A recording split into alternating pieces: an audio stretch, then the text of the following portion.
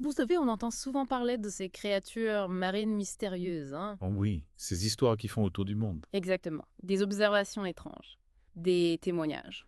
qui suscitent autant d'incrédulité que de fascination, vous voyez. C'est ça. Entre les sceptiques qui n'y voient que des fables modernisées. Et ceux qui sont captivés par l'idée d'une vie encore inconnue dans les profondeurs. Exactement. D'ailleurs, c'est cette fascination-là qu'on va explorer aujourd'hui ensemble. Tiens, c'est intéressant ça. Oui, on plonge dans un livre qui a su capturer ce sentiment d'émerveillement il y a plus d'un siècle. Ah, un classique alors, hein. Un classique, oui. 20 000 lieues sous les mers, de Jules Verne. Ah, Jules Verne. Toujours d'actualité, hein, après toutes ces années. Absolument. Et notre but aujourd'hui, c'est pas de vous spoiler la fin, hein, Bien sûr, bien sûr. plutôt de vous montrer ce qui rend ce livre si unique. Comprendre son attrait, en quelque sorte. Oui, on va décortiquer les thèmes, les personnages, les moments marquants. De quoi donner envie de se plonger dans la lecture. Exactement. Imaginez un peu le contexte, hein. Oui, je vous écoute. On est au 19e siècle, l'époque des grands navires transatlantiques. Le symbole du progrès, de la modernité. Exactement. Et là, des navires comme le Scotia de la Cunard. Des géants des mers. Des géants, oui, subissent des dommages inexpliqués. Ah bon. Oui, en pleine mer, des déchirures nettes triangulaires. Des déchireurs, pop. Oh. C'est étrange de ça. C'est très étrange. Des dommages précis, puissants Inexplicable, dites-vous. et inexplicables. Alors, évidemment, ça interpelle les experts. J'imagine, oui. Et c'est là qu'entre en scène un personnage clé. Un expert, sans doute. Un expert, oui. Le professeur Pierre Aronnax, Ah oui, le fameux professeur Aronnax. spécialiste de la vie marine. On fait appel à lui pour élucider le mystère. Et il a une idée de ce que ça pourrait être. Au début, il penche pour un narval géant. Un narval, mais ça semble un peu tiré par les cheveux. Non. Oui, mais il est conscient des limites de la science de l'époque, hein. C'est vrai qu'à l'époque. Et puis, imaginez la pression médiatique. Ah oui, les journaux devaient s'en donner à cœur joie. Le New York Herald en fait tout un plat. C'est la science sous le feu des projecteurs, en quelque sorte. Exactement. Et l'opinion publique, elle est divisée. Entre la fascination et l'inquiétude, je suppose. Oui, certains voient ça comme un défi scientifique. Intéressant. D'autres, surtout en Amérique et en Angleterre, sont plus pragmatiques. Ils veulent une solution, c'est ça. Ils veulent se débarrasser de ce qu'ils appellent déjà un monstre. La peur de l'inconnu, hein. Exactement. La sécurité des traversées est en jeu. Et les compagnies maritimes, elles en pensent quoi? Elles sont inquiètes, évidemment. L'impact économique est important. Je comprends, oui. Donc on a ce professeur Aronnax, hein, Ah. et il est accompagné de Conseil, son domestique. Conseil Zia, Un personnage particulier, très loyal, très érudit. mais particulier. Vous dites domaine. Oui, il a cette manie de s'exprimer à la troisième personne. Ah, c'est curieux ça. Assez amusant. Et puis, l'action s'intensifie avec le départ d'une frégate américaine. Une frégate et quand? Pour chasser le monstre. Oui, l'USS Abraham Lincoln. Son capitaine, Farragut, est un homme déterminé Déterminé à quoi? à traquer et à détruire la créature.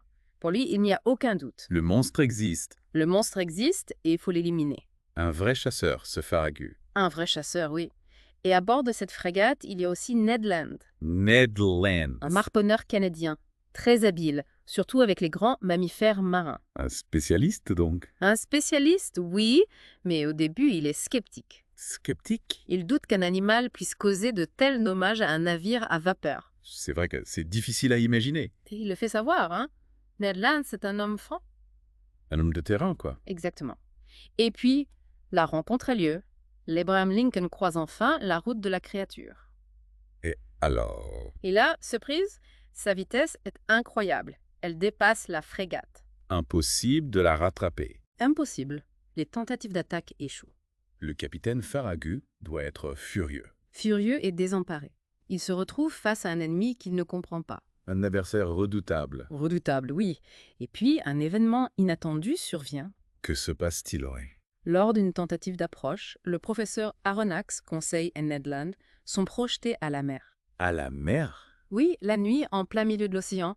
Imaginez la scène. C'est terrifiant. Terrifiant, oui. La frégate disparaît dans l'obscurité. Ils sont seuls, livrés à eux-mêmes. Et ils font comment pour survivre? Ils luttent pour rester à flot. Et au milieu de ce chaos, Conseil lâche une phrase étrange. Ah bon, Il parle de ce qu'il a vu. qu'est-ce qu'il a vu? C'est un indice qui laisse entendre que la créature n'est pas un simple animal. C'est intriguant, ça. C'est le début d'une grande révélation. Et puis, contre toute attente, ils sont sauvés. Sauvé. Par qui il dit? Un navire mystérieux les recueille. Mystérieux. Vous dites? Oui. Et la première rencontre avec le capitaine est saisissante. Comment ça? C'est un homme à l'apparence particulière. Un regard perçant. Ça ne me dit rien qui vaille. Le professeur Aronnax est étrangement fasciné par cet homme. Fasciné, Aurore. Oui, comme hypnotisé. Bizarre. À bord du navire, ils se heurtent à une barrière de la langue. Ah oui, j'imagine. Leurs hôtes parlent une langue inconnue. Ça a compliqué les choses. L'intérieur du navire est aussi étrange. Un mélange de luxe et de technologie inconnue. Un colis! Oui, et puis la vérité éclate. Ce n'est pas un navire ordinaire. Qu'est-ce que c'est alors là? C'est un sous-marin, le Nautilus. Un sous-marin à cette époque. Oui, un engin révolutionnaire, propulsé par l'électricité. L'électricité, c'était quasiment de la science-fiction à l'époque. Exactement. Le capitaine affirme son indépendance du monde terrestre. Il vit sous l'eau, en permanence. Alors. Oui, il a choisi de vivre en autarcie, loin de la société. Fascinant. Il explique ses motivations. Il se considère en guerre contre ceux qui le pourchassent. Il se sent menacé, c'est ça? Oui, il veut protéger son secret, son mode de vie. Je comprends. Et c'est le début d'un voyage extraordinaire pour nos 3 compagnons. Ils explorent les fonds marins. Ils explorent les fonds marins à bord du Nautilus. Ils découvrent la richesse de la vie sous-marine. Des créatures incroyables, j'imagine. Des créatures incroyables, oui. Une flore luxuriante. Le professeur Aronnax est émerveillé. Et Conseil, il continue de tout classifier. Conseil, toujours aussi méthodique, classifie tout ce qu'il voit. Et Ned Land? Ned Land, lui, évalue le potentiel de chasse de cet environnement nouveau. Toujours pragmatique. Toujours pragmatique. Ils vivent des moments inoubliables. Par exemple? Le Nautilus illuminant les profondeurs avec sa lumière électrique. C'est magique, ça. Magique, oui. La découverte d'une forêt sous-marine. Incroyable. Des techniques de chasse sous-marine inédites. Jules Verne était vraiment visionnaire. Visionnaire, oui. Mais le voyage n'est pas sans danger. Ah bon. Le Nautilus s'échoue dans le détroit de Torres. C'est dangereux, ça. Très dangereux. Un moment de tension. Mais le capitaine Nemo garde son sang-froid. Il trouve une solution. Oui, il utilise la marée pour se libérer. Un vrai marin. Un vrai marin. Ils font aussi escale sur une île de Papouasie. Pour se ravitailler, c'est... Oui, pour se ravitailler. Ned Land en profite pour chasser. Il doit être dans son élément. Ils découvrent des aliments étonnants. Le fruit à pain, le sagou. Intéressant. Ils observent aussi la vie des indigènes. Un autre monde. Un autre monde, oui. Et puis, retour sous l'eau. De nouvelles découvertes. Oui, des bancs d'huîtres perlières avec des perles gigantesques. Des trésors sous-marins. Et des dangers aussi. Une attaque de requins terrifiante. Ned Land a dû être utile. Oui, il a fait preuve de beaucoup de courage. Le voyage les mène à travers des lieux mythiques. Lesquels c'est? La mer Rouge. Le tunnel arabe. Jules Verne vous les fait découvrir sous un angle inédit. Une perspective unique. Unique, oui. Ils assistent aussi à une chasse au dugong. Au Dugong, qu'on voilà. C'est quoi, Sarah? Une sorte de vache marine. Hein? Et puis, un moment fort en émotion. Le quai de mer. Ils traversent un cimetière de navires engloutis. Triste, ça. Le capitaine Nemo raconte la fin héroïque du Marseillais, un navire de guerre français. Un moment chargé d'histoire. Chargé d'histoire, oui. Mais la tension monte à bord du Nautilus. Pourquoi? Ned Land supporte de moins en moins l'affermement. Il veut retrouver la liberté. Exactement. Il prépare un plan d'évasion. Ça promet.